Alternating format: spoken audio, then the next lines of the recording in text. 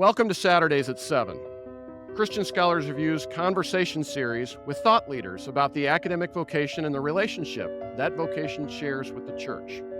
My name is Todd Ream.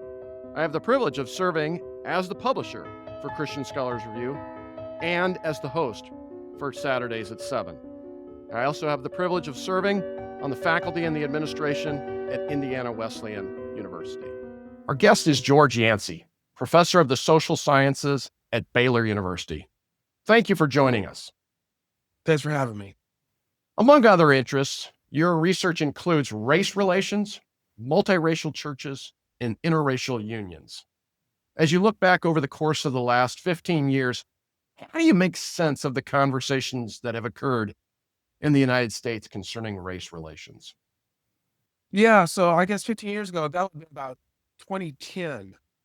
And what kind of happened around is that there was a lot of interest built up on talking about racial issues as well as gender and that sort of stuff. And it had a period of time where, yeah, things were happening, but they weren't the top of the conversation. And then probably the last 15 years, they've been a big part of the conversation. Now, I hate when people use hyperbole. There's no Jim Crow 2.0 or that sort of stuff that's happening. That's what politicians say. We obviously have moved past the sort of time of our history where people of color were seen as, inferior animals by 99% of Americans.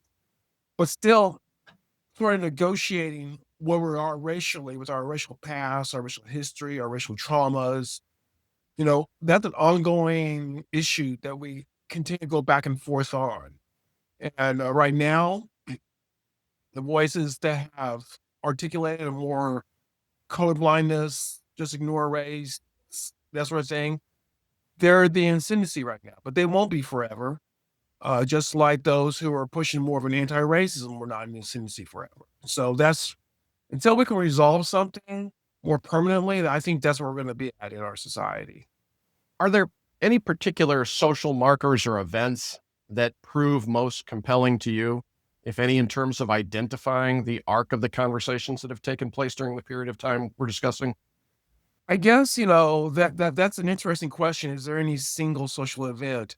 I don't know if there's any single social event. I mean, I think you look at our political elections as part of it, that social event, that we went from having the first Black president of the United States to someone who, who's very dismissive of the concerns of African Americans. And I think that was a traumatic event that occurred that really illustrated a lot of the turmoil and racial issues. I do know the election of Trump in 2016, there was a lot of breakdown between previous attempts at reconciliation because a lot of people of color felt betrayed. Whites who would vote for Trump. So, in some ways that was a very, but there are some, Trayvon Martin, which helped to set up Black Lives Matter. That's how Black Lives Matter got started. And then, of course, George Floyd, which really energized that whole anti-racism movement. So yeah, we'll see some of the other things that may happen over time, as far as trying to gauge the different racial attitude. But just right now, DEI is on the outs, anti-racism on the outs, and the people with control, they're just as aggressive trying to get rid of these programs as 4 years ago. The forced anti-racism were trying to implement these programs. So there's a real mirror to what we're seeing happening. Thank you. In your theological estimation, then, what, if anything, is the ideal that, say, members of the body of Christ should pursue in relation to these conversations? What should be the marker that binds us together and towards which we move during this season, where things seem to be moving back and forth in so many significant ways? The thing that I talk about as a Christian, and here's where I think, many people get it wrong, is human depravity. And so what I say of this is that people understand human depravity in other people, but not in themselves.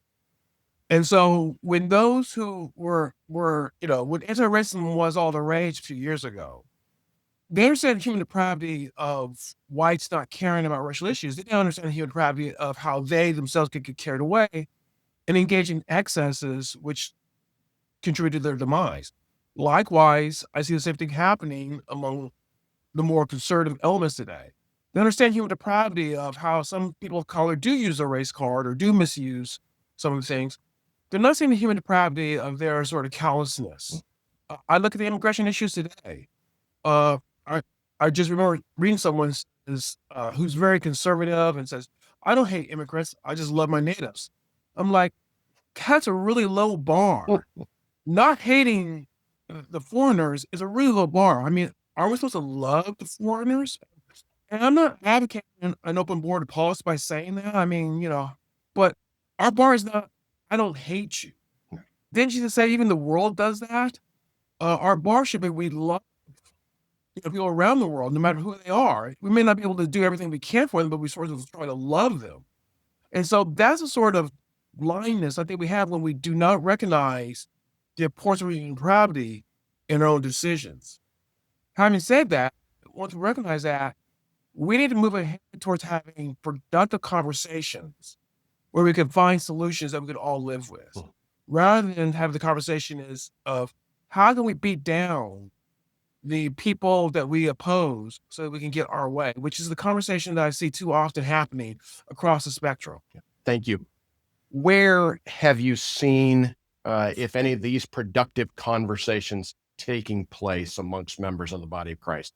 Spaces and efforts which may give you hope as we contend with our own depravity. I think there have been Christians who have taken it seriously and had these conversations. A book by Spencer and Rice, I'm trying to remember their name. I forgot the name of this book, but they talk about how they had these conversations when Rice, a white man, came with a ministry to Spencer's neighborhood, which is predominantly Black, and started ministering for a while. And then there was all this sort of, tension. And then they had honest conversations about where we need to go. Mm-hmm. And so you do see this happening sometimes, sporadically. What we don't see is a systematic effort to have these conversations. And the reason why we haven't, and we Christians need to recognize this, is that when our social group or political group gains power, we cease wanting to have those conversations because we think that we can use our power to get what we think is the right way. Now, recognizing that our own human depravity has poisoned the way in which we see things. So, honestly, the onus may be on the more progressive elements in our faith a few years ago, but it's on the more conservative elements in our faith today. Neither one of them have shown a proclivity to want to have conversations when they feel like they have the power. So are we willing to give up a little bit of our power to find a lasting solution? Or are we going to play this game where we're going to try to hold on to our power as long as we can to get what we want? Yeah. Thank you. In addition to the kinds of conversations that you're highlighting here, are there other practices which you would encourage members of the body of Christ to participate for formation toward the ideal that we're discussing? I would say that awareness and listening to others, practicing how we can listen to others is of great value. We develop more compassion when we're really willing to listen to people we disagree with. Not so that we can say, all right, you were right, I was wrong, but why had you come to the conclusion that you came to? There's a distinct lack of curiosity as to why people do what they do, because it's so much easier just to demonize them and say that they're awful, they're woke, they're racist, they're whatever. And to me, this is part of loving people. Part of loving people is listening to them and being concerned about them.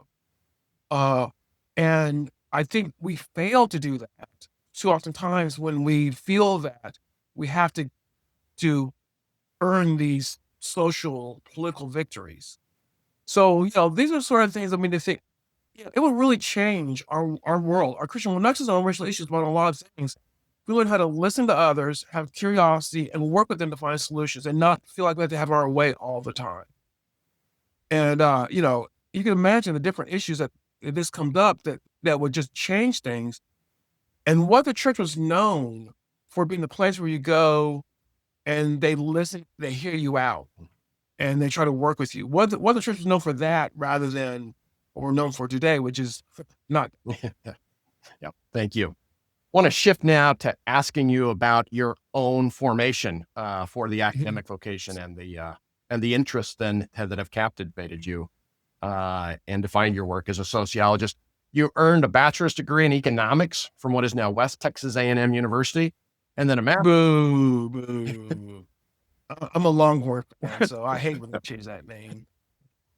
It happened, but after the ink was dried on your diploma, that they. Yeah, that's true. Yeah, I always call it West Texas University. I won't use that name that should not be named. There we go. Well, then you found your way to your iteration of the promised land here in some ways in higher education because you came to Austin and earned a degree in economics, a master's in economics from UT Austin. What was it that initially drew your interest to economics? Because you then went on at UT Austin to pursue a PhD in sociology. It's kind of interesting. So I'm a first generation college student. So no one in my family got a college degree before myself. When that happens, you don't have people. I can go to my parent or grandparents or aunts and uncles and ask, what should I major in? What should I do? They didn't know. They wanted me to go to college and encouraged me, and my mom helped me greatly prepare me for college. And she finally got her degree after I got mine. So I just thought, well, economics sounds kind of interesting. And, I probably had an early intro economic course I found fascinating, and it's about money. So I just, once you got started in that major, I just kept on until I got my bachelor's degree in economics. So when I went to graduate school, once again, now I have developed some friends, people who have gotten college degrees. So I had a few people to talk to, but I didn't really have those close primary relationships. So I just assumed if you get a bachelor's degree in economics, you have to get your master's degree in economics. So when I applied for graduate school, when I decided to go to graduate school, the only thing I needed to apply for is economics. So it was only when I got into grad school and I got my master's in economics and I discovered I didn't like it quite that much that I realized that I didn't have to get a PhD in economics. And so when I decided to go on for a PhD degree, I took a couple of sociology courses I found fascinating. And I had taken a sociology class or two as an undergraduate. But, it's just one of many classes. I was just concentrating on my economics degree. And so I decided, if I was going to go on, I'd do in sociology, and that's what happened. The experiences that then perhaps captivated your interest in relation to sociology and aided this discernment process, were there any in particular that you'd want to highlight or note? Well, one of those classes I took was on sociology of the family. Okay. And I was a totally new Christian, but I had only been a Christian for about 5 or 6 years, I think, at that point in time. And so, issues of family and divorce and, divorce effects, that was all fascinating to me. So when I went to sociology, I originally was looking at doing research in the family. Mm-hmm. I was not really looking to do anything on race or anything on religion per se. Maybe I would look at it as an effect on the family, but I was interested in divorce effects more than anything else when in sociology, because to me that was, I think at the time there was a lot of discussion about divorce effects, and Christians were talking about, how divorce was ravaging, and so I just picked up on that, and I'm like, oh, you can learn about this, you can study it, and I was seeing holes in the literature that say, hey, this, why not look at this? Why not look at that? And so that was really the impetus that got me into studying sociology. Probably about a year or two into it, I was no longer really looking to study the family, but that was the driving force. Mentors then along the way and or authors who were pivotal in terms of your formation as a sociologist? The author that it was the most pivotal on how I see things as a scholar beyond the Bible, take the Bible aside, was, the author is Thomas Kuhn and the Structure of Scientific Revolution. Because I was under the illusion that science was this objective search for truth. They're open to all truth that's out there, no matter where you find it. And when I read Kuhn, and for those who don't know, Kuhn makes this argument that science works in a paradigm. And so when you're doing science, what you're doing is you're trying to reinforce the paradigm. You're not open to all. The paradigm tells you the answers, what questions you can ask, so forth and so on. And the only way you get out of the paradigm is when the paradigm breaks apart so badly that you can no longer use it. And you search for a new paradigm, and then you're constrained to that paradigm. And that, when I read that, I thought about what was happening around me. It could pour into my reality because I'm so different from most other academics. I grew up in the South. I'm religious. I'm not political radical. I always say I'm a conservative, but I'm not a political radical. I'm an African American. Uh, all these things, I grew up in a single parent household. All these things are different from I saw the world differently from everyone else. So it helped me to see where they were taking for granted assumptions that they were blind to. They were in a paradigm. And so when I read that, I realized science was not this open source for truth. And now Kuhn was talking about the hard sciences.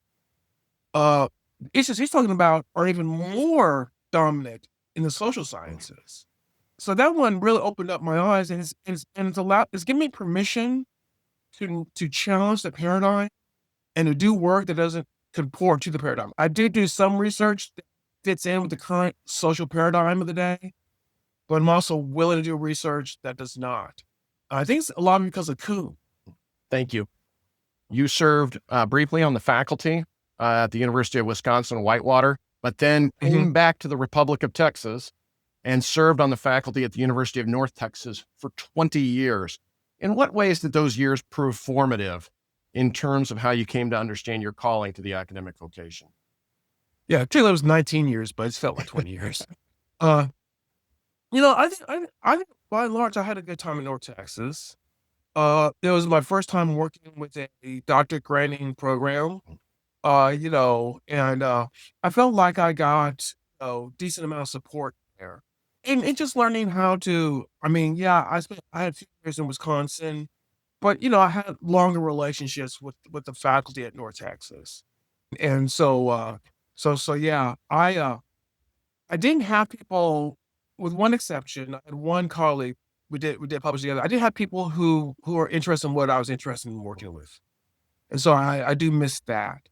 But just being on campus, 4 days a week, and interacting with students and that sort of thing. Being in a college town, a real legitimate college town, which I did have in Austin. It was good. I did feel towards the end of it, towards the end of my stay there, that I was starting to become uncomfortable. Nothing really bad or dramatic or anything like that, but just some of the dynamics that I begin to see. I think in part because I didn't have colleagues I could work with, and I saw not just as a scholar, but as how things should be run. I had disagreements with that. And so that's why, when Baylor came calling, I was more open to that than I probably would have been 10 years ago or somewhere when I was still kind of in a groove. So I was feeling some disconnect at the at the tail end of it. But by and large, it was very enjoyable. As you just mentioned, you accepted an appointment at Baylor University in 2019.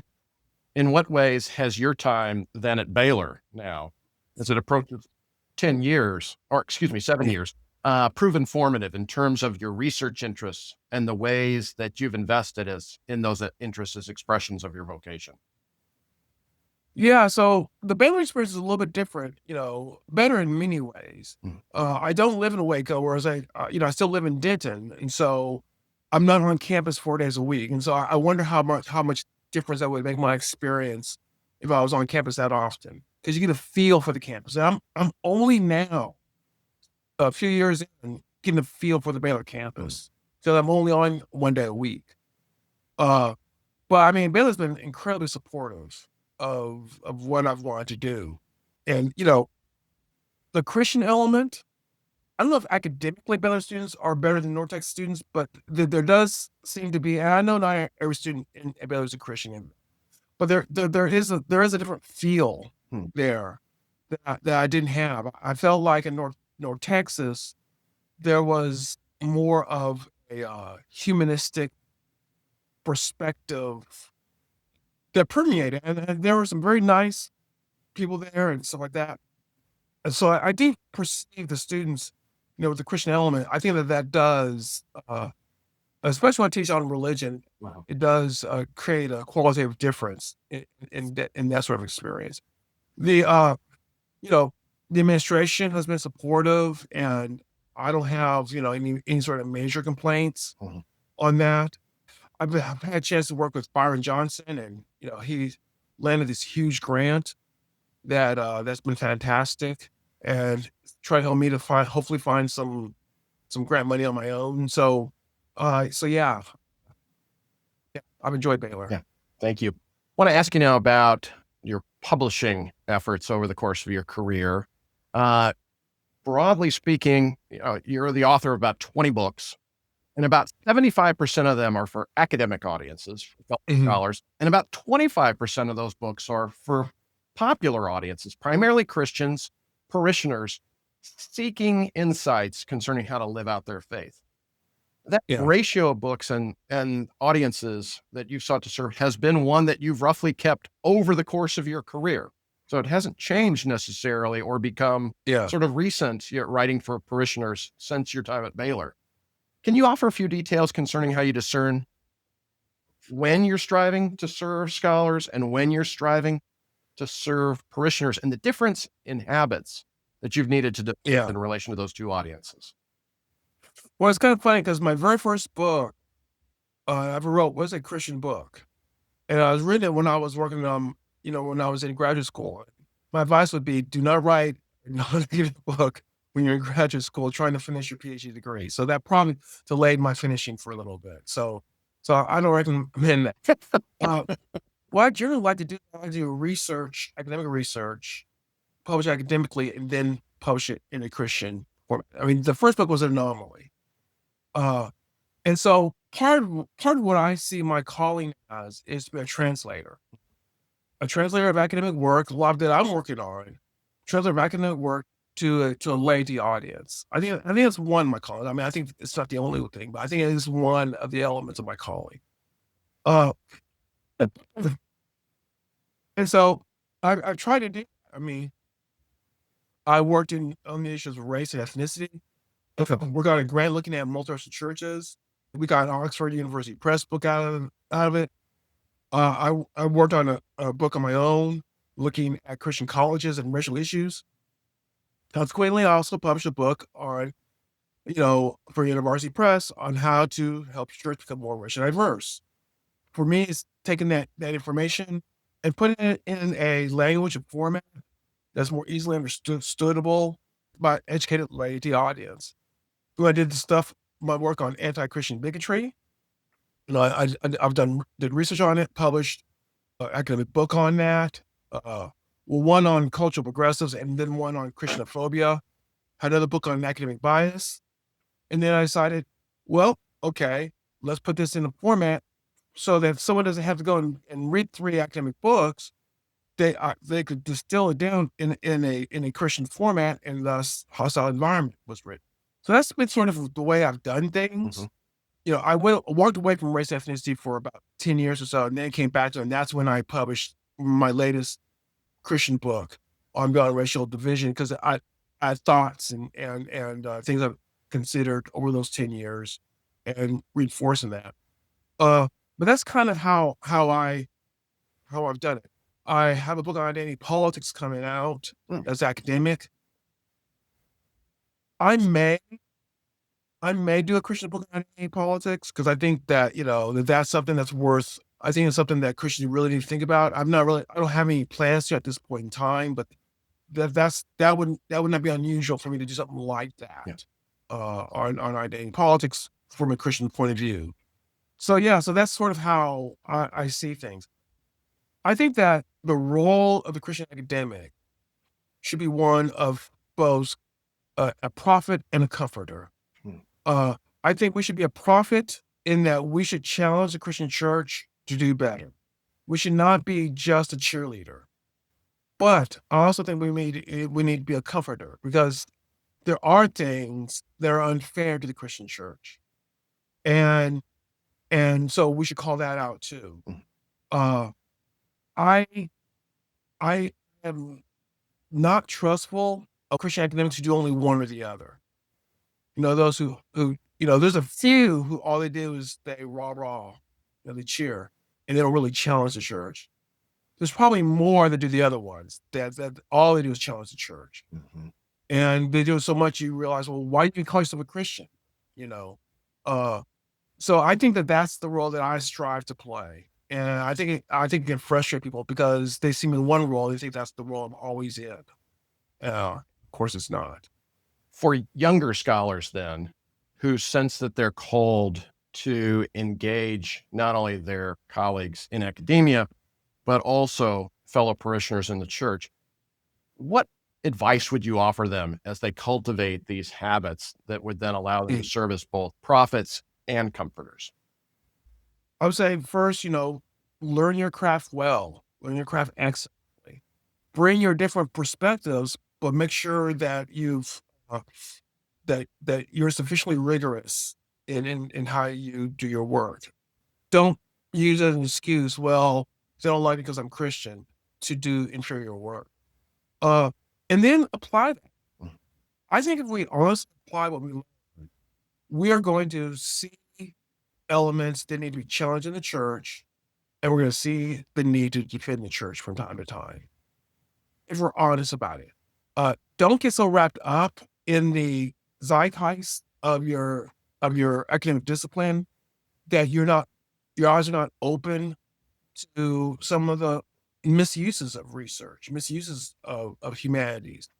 However, don't get so wrapped up in your church that you blind yourself to the weaknesses, to the failings of the Christian church. And if you do that, then I think you'll have something really valuable to offer the Christian church. If you don't do that, then yeah, there's gonna be, you're gonna fall into one or the other, and then people will pigeonhole you, and you'll just find yourself talking to the people you already agree with.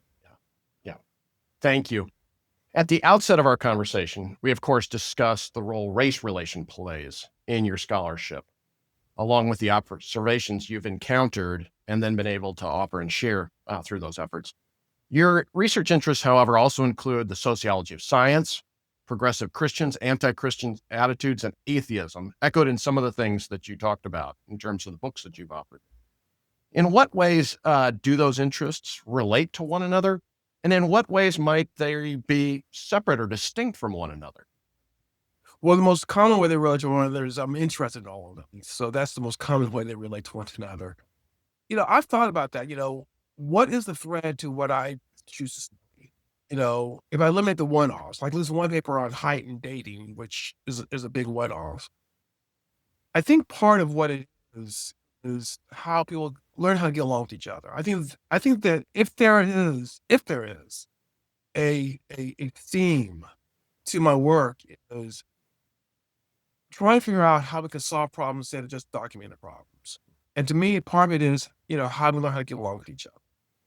And as a sociologist, I wish more sociologists were poring over how do we do that beyond a conflict theory type of way of, hey, we get along with each other when our side wins and they capitulate to us, which of course is, we know that that's not going to create any sort of lasting harmony. And this side of the grave, maybe the lasting harmony isn't going to be possible, but we could do better. Yeah. So, when I think about, why I would say white progressives, well, they're understudied and they play a major role in why we don't get along with each other, just like white evangelicals do. But white evangelicals are studied through the yin yang. You don't need another book on Christian nationalism or white evangelical racism or any of that sort of stuff. That's all covered. No one wants to say white progressives. I do. Yeah. Interracial conflict, same thing. Atheists to some degree, because that was at the height of the new atheism, and so that sort of confidence coming in, the new atheism has really metastasized into something that I did not see happening. Uh, Whereas now about half of them seem like they are Trump supporters. So, so I did not have that on my playbook to happen, but, at the time. So I think that, part of it is how do we get along with each other? I think that that is, a common theme that I see in a lot of my work. Yeah. Thank you. In terms of this theme and the arc of the interests that you've had and the contributions you've sought to make, is there a book that you look back on in terms of serving academic audiences, serving scholars, that is perhaps more definitive than others of your understanding of your calling? I'm not sure that I mean, I guess the closest I would say is the one I did with Emerson on transcending racial barriers, because it does make the argument of the way we transcend racial barriers is we got to work together and that sort of thing. But most academic books are more about documenting the information that's out there. Although some of my thread does work into the book, that book probably is the closest one that captures it completely, more consistently. Uh, but yeah, I think it comes out when you read the books and you read some of my critique of what's happening. But a lot of the book is demonstrating what is happening. Thank you. Comparable question then, but in terms of parishioners, is there a book that you've written that you think is more definitive of your expression of your vocation than perhaps the others that you've generated to date? I think the last one, Beyond Racial Division, would be because I'm more explicit about the need for collaborative conversations. I think walk on racial issues. I think that you could also talk about it as far as religious differences, as far as you know any other sort of conflict we have in our society. If we talk with each other in a way that's productive, then we'll get a lot more further than trying just to beat each other down. Thank you. Perhaps you've already addressed this in terms of the relationship that you view scholars hold in terms of being comforters as well as prophets. But as a sociologist, how have you come to understand and perhaps even define the academic vocation? What's the good of it? What characteristics define it? And then also, what threatens it today? In theory, academia is a really great way of knowing things because we use the scientific method in order to test and retest. And we do this in a community so that, if I did a test that's off, someone else says, no, no, no, no, you need to do it this way. And then the community sort of works around it. And this does happen. I'm not saying that this never happens, but this does happen, especially on issues that are not politically raw. Uh, you do see the scientific method used in ways that are very productive. And one of the reasons why I think that it probably happens more in the hard sciences and social sciences is some of the questions that they deal with, uh, you know, you don't want to get wrong because they're like, for example, if you want to learn how to develop a combustible engine, you don't want to get that wrong because if you get it wrong and it blows up or it doesn't move, and so I think that it probably works a little bit better. Not perfectly, Yeah. by no means, but better. Second part of your question, what goes wrong is we have been caught up in our own ideas of self-importance. And instead of being discoverers of the truth, we become those who determine what truth is. Uh, and thus, then we try to reinforce that, our notion of what truth is through our research. And this has led to some research that is badly done, yet applauded. This research that's well done, but just reinforces the same point over and over again, and still has the same weaknesses of that paradigm. And it's also, unfortunately, led to a mistrust of the sciences. And some of this mistrust is well earned. And so when we do have something to offer, we can't because the public doesn't trust us. This isn't sociology, but I mean, I think this is one of the best examples. During COVID, when you really need science to solve the problems, people are not trusting science. They're not taking vaccines. Why not? Why aren't people taking vaccines? Now, there's a variety of reasons. There's no one reason. But to me, the event, you asked for events earlier. Here's an event that really crystallizing. The event that for me crystallized okay, now I understand why people don't trust science, because I'm having a hard time trusting the science, was when the George Floyd protests began to happen, and I believe it's NIH, the disease control. I forget that's the right acronym or not. Where they had made a statement where, as before, they said we cannot have protests because of COVID, because we don't want people getting affected. And all the protests were, anti-lockdown protests. They said, this is about health. Do not do this. What protest happens and they reverse themselves 180 degrees. I'm not a disease doctor, but I know a disease does not care whether or not you're protesting for George Floyd or for, I have a clue. That was clearly a political statement done on the behest of science. Now, I took the vaccine, but if someone, I'm not saying, because look what they just did back there. Is this, how do I know? How do I know this is not politics? I don't have a good comeback for that. I really think that this vaccine is going to work, and I've seen evidence it's going to work. I don't have a good comeback because they did play politics with that. And that's done badly. It's not done in community. It's not done where we're open to all answers. And people realize this. And that was clearly people realize. And now we do not have the authority that we need, or do we need to do. In terms of this perception of scholar as prophet and comforter, then, especially within sociology, in your estimation, what virtues, particularly moral and intellectual virtues, prove most important for sociologists to cultivate? And then what vices are also most important for sociologists to be willing to confront? I think just trying to be as honest as possible.